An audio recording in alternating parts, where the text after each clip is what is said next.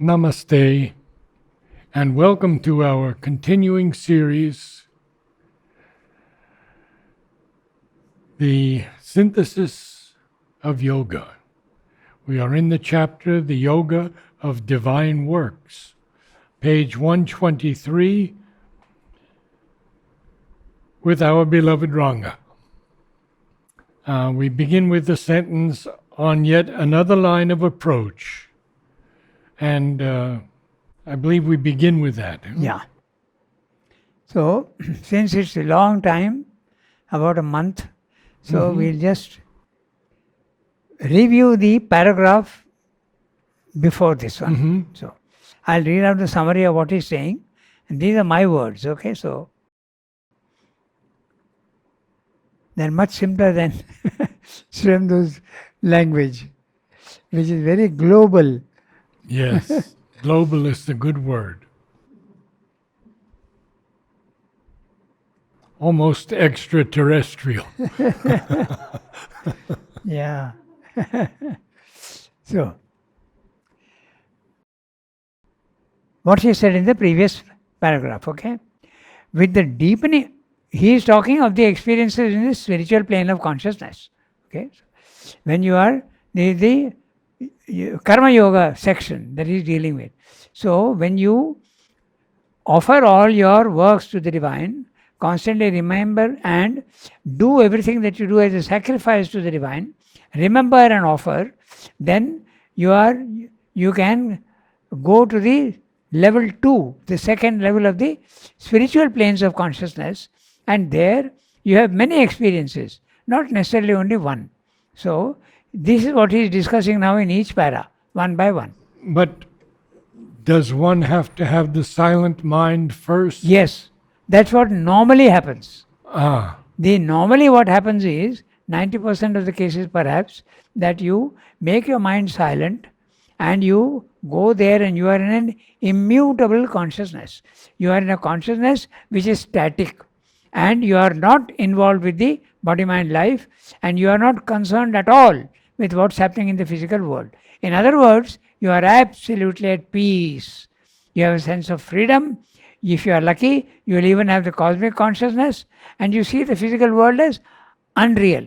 If you have the cosmic consciousness, the world will not be unreal. But when you have just reached the silent mind, okay, and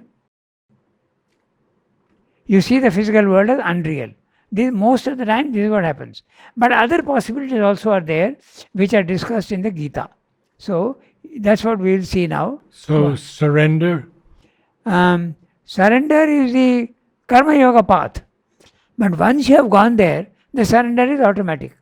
Now you have become an instrument of the divine. But partially. But as you keep going up higher and higher, your identification with the divine becomes better and better until you reach the supramental world, and there you have identified yourself with the divine.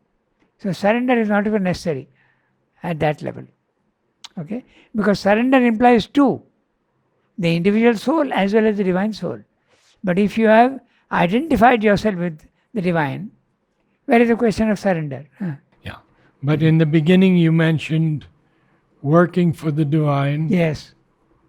And That's at our level, when we are in ignorance. ah, We have not got the silent mind at all. In fact, our mind is a total mess. All sorts of thoughts clashing and not giving you any peace at all. So we'll read the summary of the previous para.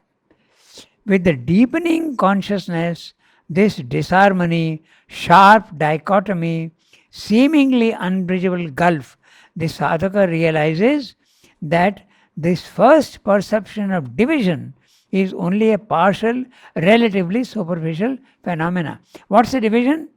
You are in a consciousness which is immutable, and below you, you see the world which is in motion and it seems to be unreal. And the two are absolutely, they have nothing in common. So, that is the reason why the ascetics reject the physical world, because it is something unreal. So, Srimad is saying, now you realize that it is only a superficial aspect. It's not the real experience. So, the sadhaka realizes that this first perception of division is only a partial, relatively superficial phenomenon. The sadhaka discovers that there is a connection between the free witness and the lower manifested being of body, life, and mind. I am witnessing all this, but it's not that I am totally separate. There is a connection between the two. Okay. In other words, he sees a clear but subtle connection, a link between Purusha and Prakriti. You are the Purusha consciousness and the body mind life is the Prakriti consciousness. There is a link. Okay, so this allows a growing control of Purusha over Prakriti, or control of soul and self over the rigidity of habits in the body, life, and mind. Then the Gita sequence is like this. First, you become the witness, you are Sakshi. Then you become the Anumanta, the permission giver. Your soul has permitted the body, mind, life to have experience in the world, including evil, suffering, everything. You are growing in consciousness with these experiences. Then you have the power to say no to some of the habits that you have yourself allowed in the beginning. Okay? Then you, I'll take the most simple of examples, smoking and drinking. Normally people, when they have a habit of smoking, it is a very difficult habit to shake off. But you have the power now partly to shake off. You have the permission, I don't want you to smoke. I am giving the simplest of examples. So you are not witness anymore. You are not witnessing without judging. In the beginning, that's like that. Then you realize after some time in the rising consciousness that you are also the permission giver. You have permitted your body, mind, life to do what you are doing. So you have the power to say no. Okay? So that's a permission giver. Then you become also the knower of the body, mind, life. How it works. The knower. That is jnata. Then you reach a consciousness where everything becomes enjoyable to you. Even those things which appeared negative, those things also now you realize its value and how it has helped you to grow, and you are enjoying calmly and quietly everything. You become the enjoyer. Then finally you become the Ishvara, highest level. You become the divine himself. Identification. This is a sequence. I saw a movie last night, Oppenheimer. You did? Brilliant movie. You saw it on a pen drive or something? No, I went to the theater for you went the to first time in 25 years. Oh. And I must say that it was a powerful movie. That's what everybody's saying. It's interesting to ask what Mother said about the atomic bomb. Yeah. Do you have any her words? I think she said that it's, I don't remember fully, but she said that it's based on division, because you bombard an atom and you break up the atoms. Yeah. So she says the fusion method is better. Yeah, nuclear fusion rather than nuclear fission. Yeah. Yes. But Oppenheimer had to suffer the McCarthyism. He had to suffer that. Very much so. And then they reinstated him, but long after he had passed away. Yeah. Yeah. They realized the value of what he was saying. Yes. But the fellow who was against him, Strauss, got voted down in Congress, and they said, and he asked, who was for me, and they said a young congressman, John F. Kennedy. Interesting. All these come into play, unfolds and reveals itself. Okay, so Purusha at first only watches impassively, then permits the action of Prakriti, Anumanta, whatever be its quality.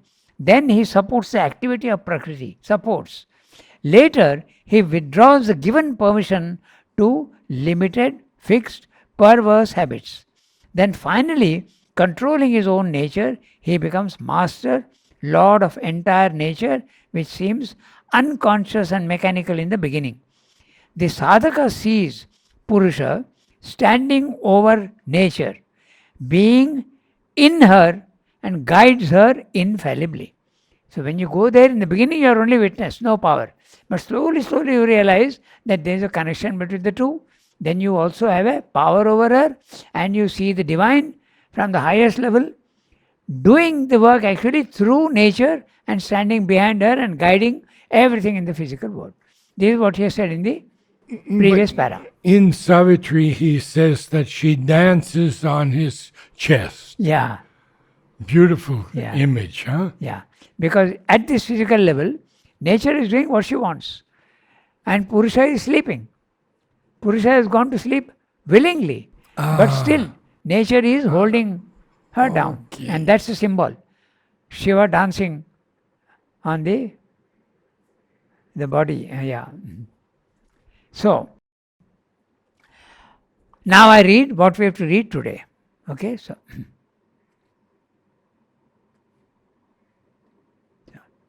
On yet another line of approach, the seeker meets another corresponding but in aspect distinct duality in which the Bayun character is more immediately apparent.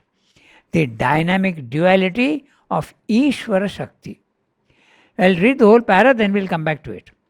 On one side, he is aware of an infinite, self existent Godhead in being who contains all things in an ineffable potentiality of existence, a self of all selves, a soul of all souls, a spiritual substance of all substances, an impersonal, inexpressible existence, but at the same time, an illimitable person who is here self represented in numberless personality, a master of knowledge, a master of forces, a lord of love and bliss and beauty, a single origin of the words, a self manifester and self creator, a cosmic spirit, a universal mind, a universal life, the cosmic and living reality supporting the appearance which we sense as unconscious inanimate matter.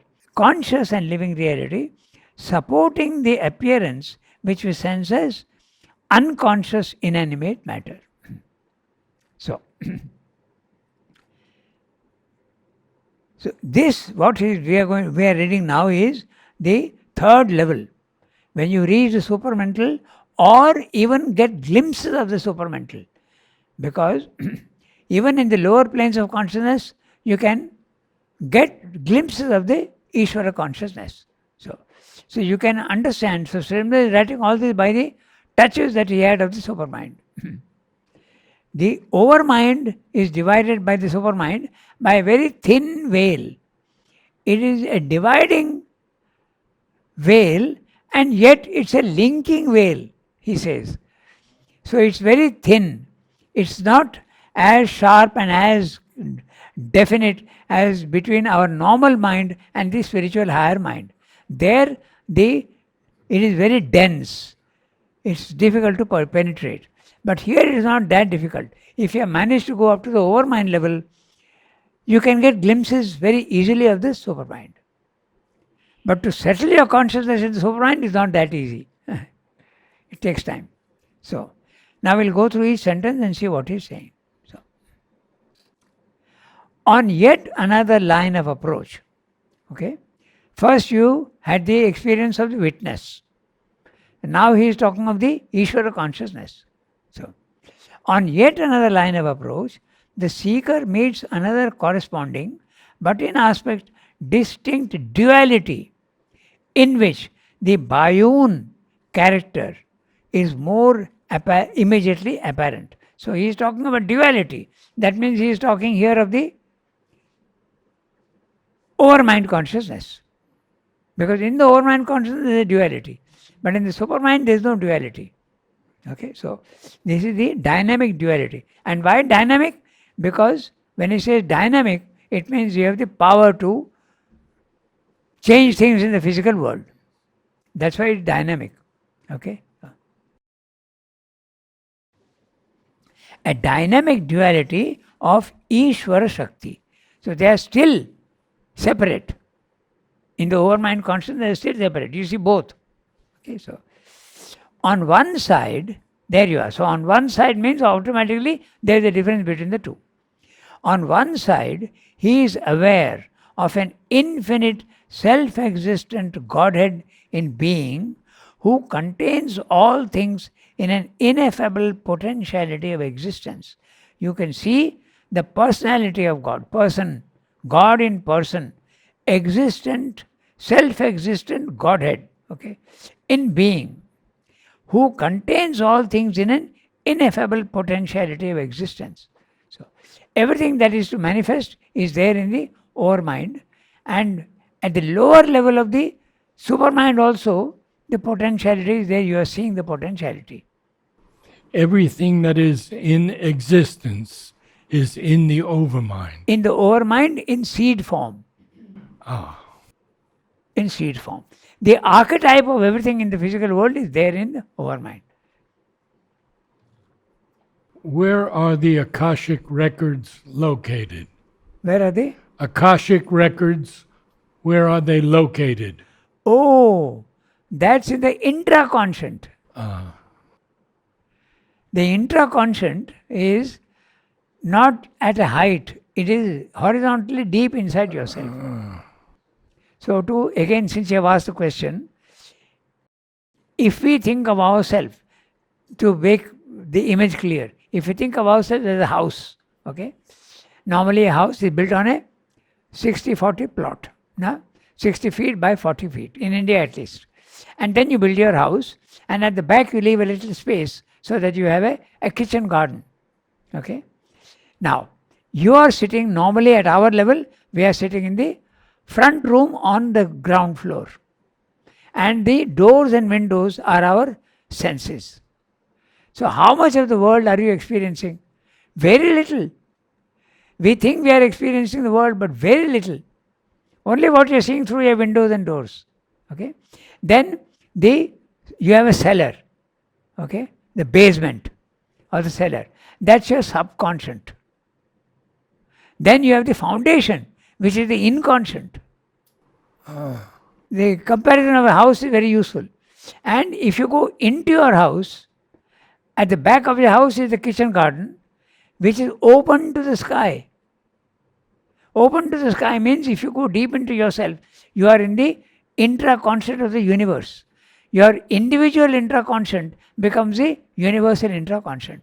And whatever is there in the universe, whatever has happened, is all recorded there. And you can access it. Even something we would say would be inconsequential, or? Yes, if it interests you. If it interests you. We come back to that idea of that Edgar Cayce case. Okay. So when you go into your intraconscious, since you have asked the question, okay, everything that is happened in the world is recorded and kept there. Nothing disappears. Nothing disappears. It's all recorded there. So suppose I'm interested. I want to know what happened in the such and such a war. Okay. I can access the records if I'm in the intraconscient. So in history writing, has anyone actually done that, or is history mostly fictional? Edgar Cayce. Edgar Cayce. Oh, Edgar Cayce, yes, understand. He forecast. He said Yeah. that you will find the Dead Sea Scrolls in Jordan, and they found them. Yeah. So everything that is there is recorded, and you can access your own past lives. You can access even events in history. Okay, I want to know what happened in the Battle of Plassey, for instance. Okay, you can go there and find out exactly as you do in a library. When you go to the library, you want to access a book. Okay, let us say a book. Let's say Oppenheimer. I want to know all about him. So I go to the library and say, I want this book. Either you give the title of the book or the author. Then he will go to his index cabinets. He will pull out the corresponding card. Okay, the book's name will be there, and that index card will tell him it's on the third floor, it's on room number 25, it's in cupboard number 5, and it will be on the second shelf. This is exactly how it works in the intraconscious. Mother has a drawing on meditation on Savitri on this subject. So that's where the records are kept. Okay. Nothing disappears. And it's very interesting because today in the morning only we were discussing this. See? And how they explain. The Theosophists explain this recording in a very interesting way. Okay? So, they say, take a dish of water, a large dish of water. Okay? Absolutely static. No movement at all. Now, take your finger and dip it in the center like that. What will happen? It will set up vibrations and there will be waves going. Now, every event in the physical world is nothing but vibrations being set into motion. Nothing. The 5 basic vibrations, we have already seen what they are, and the combination of these 5 vibrations creates every form in the physical world. Vibration going below, vibration going up, vibration contracting, vibration expanding, and just vibration moving. These 5 vibrations counter everything. So, this, what you have created a vibration, it's an event. Now, this wave will travel, but in the physical world, because of friction, it will end. But in the subtle world, there is no friction. It will go on forever. That is the explanation of the Theosophists for how it is recorded. The only thing we find difficult to understand is this is in motion. But the record is it in motion? But their motion, it is motionless up also. You can also think of it that way. Thank you. So this is how everything can be accessed. That's how Mother knew what she was in a past life. That's how Sri Aurobindo knew how he was in touch with Dilip Kumar Roy in ancient Greece. So this is what you can access everything there. Your own past lives also you can access. That's the intraconscious. Now your question was about the overmind. If you are in the overmind, naturally you have the power to go into your intraconscious. So it's available there also. So even without going into the spiritual planes of consciousness, if you go into your intraconscious, this is available to you, this power. It's a lesser power than the spiritual planes of consciousness. Okay? So. Thank you. So, he's saying, on another line of approach, we see the dynamic duality of Ishvara Shakti. Now, in the lower planes, you have experienced the Purusha Prakriti. Now you are experiencing the Ishvara Shakti. And what is that? He will explain now. Okay? Purusha is consciousness and Prakriti is nature. And the two are separate. Okay? They seem to be separate in the first experience. Now he is saying on another line, you can experience the Ishvara Shakti consciousness. On one side, he is aware of an infinite and self-existent Godhead. Someone asked me, what is Godhead? So, it is the condition of being a God. Like virtuous and virtue. If you are virtuous, you are in a state of virtue. So, that's the same. Godhead is a state of being a God. On one side, he is aware of an infinite and self-existent Godhead in being, who contains all things in an ineffable potentiality of existence. So, everything is there, and it can become, the potentiality is there, it can become a fact. Okay. A self of all selves. Who are the selves? You are a self, I have a self, everybody has a self. So, there is a self of all selves. Just like your body and my body and her body are all matter. So, matter is the origin of all our bodies. Exactly in the same way, all the souls, the origin is the divine soul. Same thing with the self. Okay? So, the self of all selves, a soul of all souls. Essentially, your soul and my soul are the same. Essentially. But they are different in manifestation. Look at Mother and Sri Aurobindo. They are both divine. But one is into music and one is into poetry. No music in him. Okay? So that's why. There is another interesting thing also which has just come up. He was a painter in his last life. He was Leonardo da Vinci. Yes. Yes. And when you, in this life, the painting techniques, nothing he knew about. But when he was in jail, he went into the intraconscious and the higher mind, and he came to know all about painting, about composition. This faculty opened up in him. And Mother said she was Mona Lisa Yes, to Champakla. yes. Yeah. That's not recorded anywhere, but I mean, not directly Mother's It's words. in but Champakla's words. Yeah.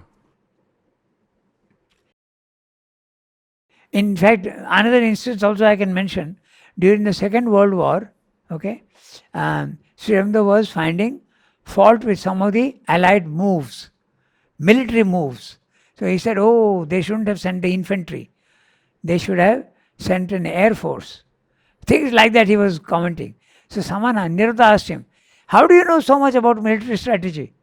So he said, not in this life. Again, the same we come back to. He is accessing his knowledge from the past life. Not in this life. In fact, Augustus Caesar was supposed to be one of his. Yes. Leonardo da Vinci, Augustus Yes. Caesar. So, we come back to our text. So, a self of all selves, a soul of all souls, a spiritual substance of all substances. So remember that the divine also is substance, the subtlest of substance. He is not something abstract. He is something very, very concrete. And remember one thing, the more subtle the substance, the more concrete it is. Sounds contradictory, but that is exactly what it is. Okay? A substance of all substance, an impersonal, inexpressible existence. So earlier he said self-existent. Now he is saying existence. So existence is impersonal and existent is a person. The divine as a person. And what is that person? Depends on you, how you want to approach him. You can see him as Jesus Christ, you can see him as Buddha, you can see him as Sri Aurobindo, you can see him as Mother, you can see him as you want. Okay? Because they are formless, but they will take a form according to your need and your construction of them, your conception of them. Okay? So, a spiritual, impersonal, inexpressible existence, but at the same time, an illimitable person. So, there is the personality of the divine and there is the impersonality of the divine. Both you can see at that level. Okay? The Ishvara consciousness. So, who is here? Self-represented in numberless personality. So, personality P lowercase, person P uppercase. Yes. P uppercase is the personal aspect of the divine. Personality refers to the body, mind, life here. And the soul, ourself also he would say person. Okay? So, the divine is represented here in human beings. That's what he's saying. Self-represented in numberless personality. Not only you and me, but 8 billion now on earth. Okay? Of course, the animals also are included, but that less developed. So, we can say 8 billion. He is representing himself through all the human beings. Okay, so a master of knowledge. Okay, these are the Ishvara level. Master of knowledge, a master of forces, a lord of love and bliss and beauty, a single origin of the worlds. Single origin. He is one and he becomes the many here. So that you experience that he is the only one that exists. The Advaita philosophy. With the capital O. Yes, Origin. That's right. Only one. Nothing else is there. Okay. So, a single origin of the worlds. Self-manifester and self-creator. He is himself creating And he has created himself and is also creating the universe. He is manifesting the universe. Okay, so self-creator, a cosmic spirit, a universal mind, universal life, conscious and living reality, supporting the appearance which we sense as unconscious inanimate matter. So he is supporting all these things. In the beginning you found that it is separate. Now you find that he is supporting all this. The idea is the same as the silence which supports the movement here. If there is no silence, there cannot be any movement. If the self is not there, there can be no universe. If the universe disappears, the self will continue to exist. But if the self disappears, the universe will also disappear. Okay? On the other side, so this is on one side, you are seeing the divine. On the other side, what will he see? He'll see the Prakriti aspect, the nature aspect. On the other side, he becomes aware of the same Godhead in effectuating consciousness. He is static there, but here he is effectuating. He is going into producing effects. Okay? Movement, such as movements. So, and power, effectuating consciousness and power, put forth as a self-aware force that contains and carries all within her. Now it is her, okay, because it is force, and is charged to manifest it in universal time and space. So you can experience the Purusha aspect, the consciousness aspect, but you can also experience the same reality as the Prakriti aspect, nature aspect. But now nature is conscious. In the first, when you are a witness, the nature is not conscious, it is unconscious. We discussed that if you remember. The first experience Yes. in the spiritual plane is nature is unconscious mechanical energy. But now you see that she is not unconscious at all. She is very, very conscious. Okay? That's what you see. The different levels in the spiritual plane of consciousness. In level 2 only all these things are there. Witness, permission giver, jnata, knower, enjoyer, supporter, and finally Ishvara. But to know that, you have to be in the spiritual plane. Absolutely. Without that, you can't experience all this. Not at all. Even mentally, you can't Yeah. put it together. Yeah. So all these experiences are possible. That's what he's describing. But you are still seeing a dichotomy. You are still seeing a duality. But now it's a dynamic duality. In the first level of the higher mind, it's not dynamic. It is separative. All the movement is going on here and you're just watching. Power. But now there is power at the higher level. Okay, so a self-creator, cosmic spirit, universal mind, universal life, conscious living reality, supporting the appearance of which we sense as unconscious inanimate matter. On the other side, he becomes aware of the same Godhead, okay, the same reality, effectuating consciousness, in effectuating consciousness and power, put forth as a self-aware force. Now nature is not unconscious. She is fully conscious of what she is doing. You see that at that level. That contains and carries all within her and is charged to manifest it in universal time and space. This is the Divine Mother. The Divine Mother is the one who is manifesting everything and running the whole universe from that level. But when she comes down, you see her in the spiritual plane of consciousness as mechanical energy. That's the first experience. But now it's not mechanical energy anymore. Okay? Universal time and space. It is evident to him. Who is the him? The sadhaka. It is evident to him that here there is one supreme and infinite being represented to us in two different sides of itself. Okay? Obverse and reverse in relation to each other. All is, so one side consciousness, the other side force, Shakti, power and consciousness. They are still separate, but you see them both together. Okay? They are connected, obverse, reverse. In the beginning, they were unconnected. Now you are seeing them as connected at a higher level.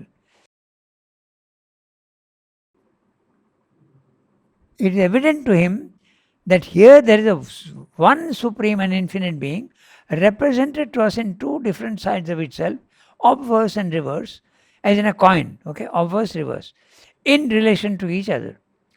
All is either prepared or pre-existent in the Godhead in being and issues from it, and is upheld by its will and presence. All is brought out, carried in movement by the Godhead in power. So, the same, you are seeing, one side you are seeing the divine, conscious Ishvara, master, Lord and master, and the other side you are seeing the movement. It's same thing you are seeing. Sometimes you can see them together, sometimes you can see them separately. That's what he has said elsewhere. Okay?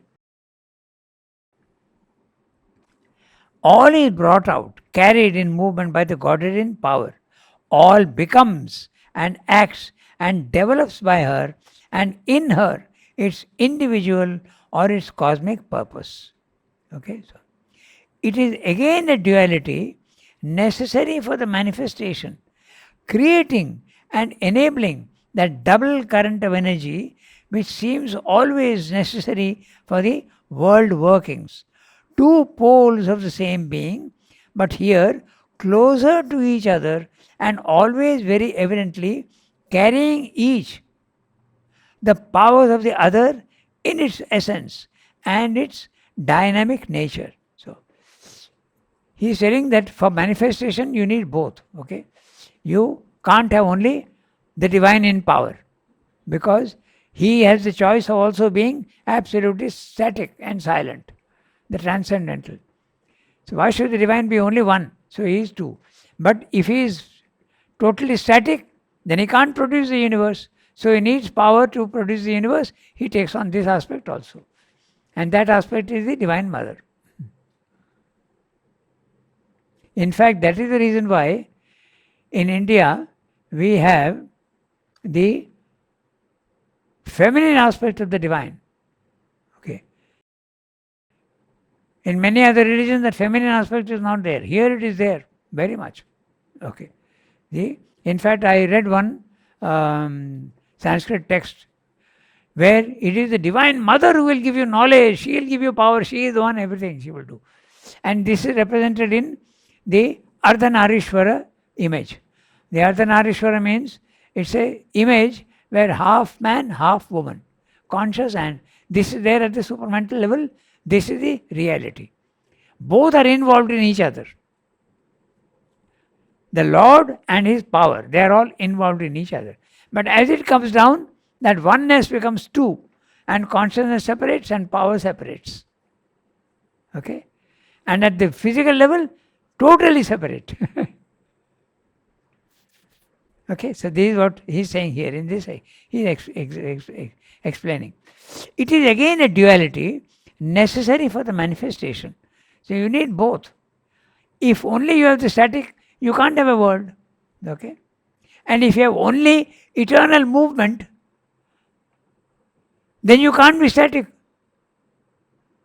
This is another thing. So there is a consciousness which allows both, and that's a supermind.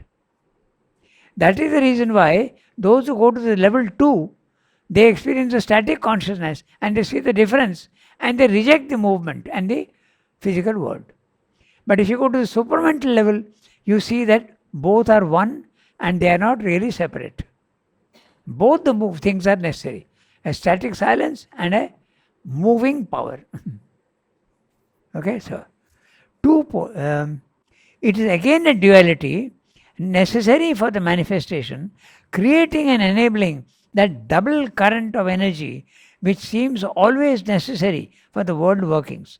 Two poles of the same being, but here closer to each other and always very evidently carrying each the powers of the other in its essence and its dynamic nature. This is very clearly the overmind consciousness. Because in the overmind consciousness also, there is a duality.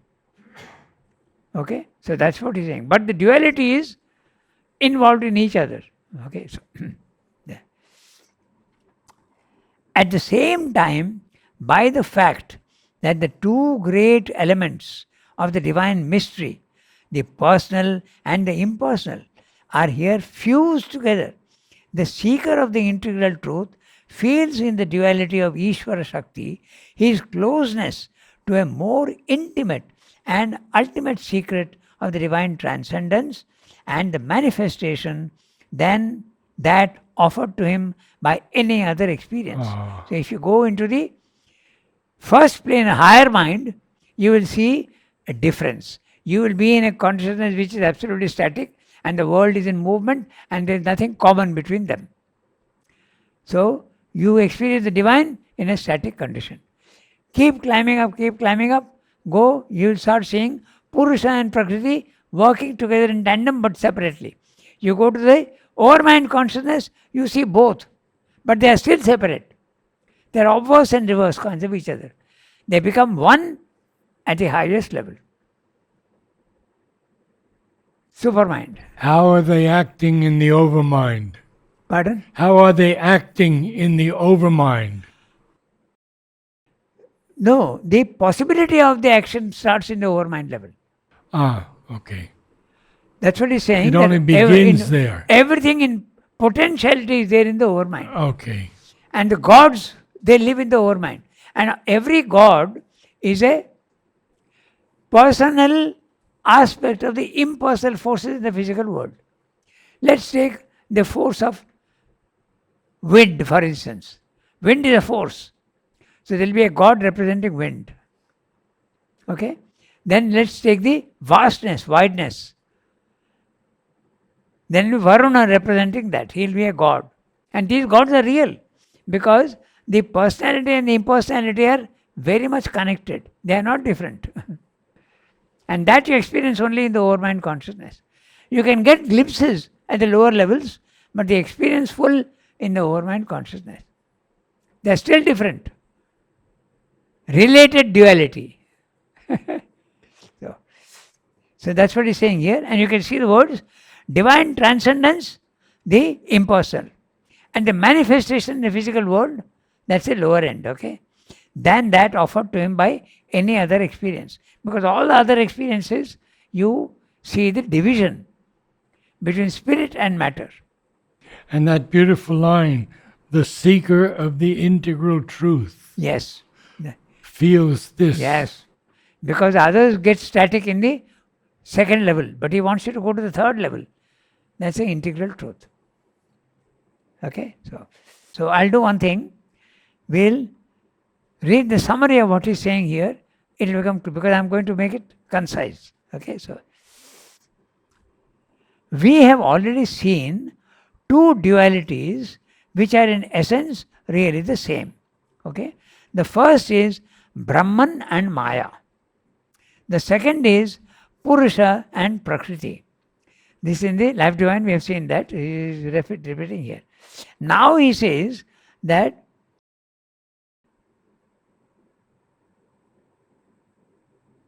okay, I think I better explain the Brahman Maya. The first experience in the spiritual plane is Brahman Maya. You are in the Brahmic consciousness and the physical world is Maya, unreal. That's the first experience. Second experience, the Brahman consciousness becomes Purusha consciousness. And now when you go slightly higher up, the world is not mechanical, it's not an illusion, it's a mechanical energy. The view changes. Mechanical unconscious energy. You go a little higher up, this is what we have read today. So the gradation, that's what I'm explaining. So he's saying, these are my words of course, but I'm just putting into words what he's saying. We have seen the first is the Brahman Maya, in which the physical world is unreal. Second, you go slightly higher up, you have the Purusha, Prakriti consciousness. The world is not illusion anymore, but it is unconscious mechanical energy. Go slightly up, even that unconscious mechanical energy disappears and you see it as conscious energy. That's what we have read just now today. So now, Swami is saying, we shall study the third quality, duality, which is Ishvara Shakti. In this duality, the Bayun character is very clear, seeming to be two but really the same in essence. That's what is Bayun. Bayun means seeming to be two but actually one. Okay, not separate. Okay. Triune means the same thing. The word triune applies to Sat Chit Ananda. They seem to be all different: substance, consciousness, and bliss. But they are one at the highest level. When they come down, they become separate. So, in this duality, the Bayun character is very clear. He said obverse reverse, if you remember. Okay, so seeming to be two, but really the same in essence. It is the dynamic duality of the Ishvara Shakti consciousness. The seeker sees the infinite Godhead, a person, yet an impersonal entity. What can one say of this Ishvara? Okay? Master and Lord of creation? You can't say anything about him. Ineffable. That's why he's ineffable. He is a king, an emperor, possessing, governing his own created kingdom, okay, which is the cosmos. He is a soul of all souls. He is a self of all selves. He is a subtle spiritual substance of all substances. He is an impersonal, inexpressible existence containing all potentialities. An illimitable person who is represented below in numberless personalities. A master of knowledge, force, love, bliss, beauty. He is a single origin of all the worlds. All this you experience in the Ishvara consciousness. He is a self-manifestation, self-creation. Okay? He is also universal mind, universal life, universal conscious reality, supporting upbearing matter which looks to ignorant men as an unconscious, inanimate substance. But the same Godhead, from another angle of vision, appears to be a conscious power, effectively containing, carrying, creating everything in time and space. The seeker recognizes one soul entity represented in two extreme poles of the infinite spectrum of existence. First contains all. Okay? The first contains all, the second manifests all, and the first has and is knowledge. The second has and is force. Okay? So, both poles are necessary for manifestation, planning and executing. But here in this third duality, the two extreme poles are so much closer to each other, carrying each other in themselves and involved too in each other.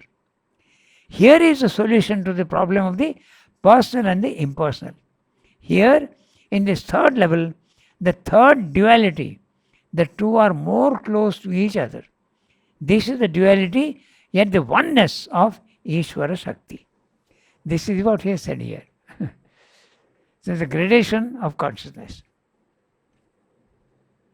Excellent. Thank you. Namaste all.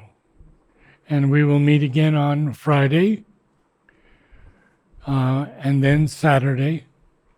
So Friday is Essays on the Gita, Saturday, Savitri.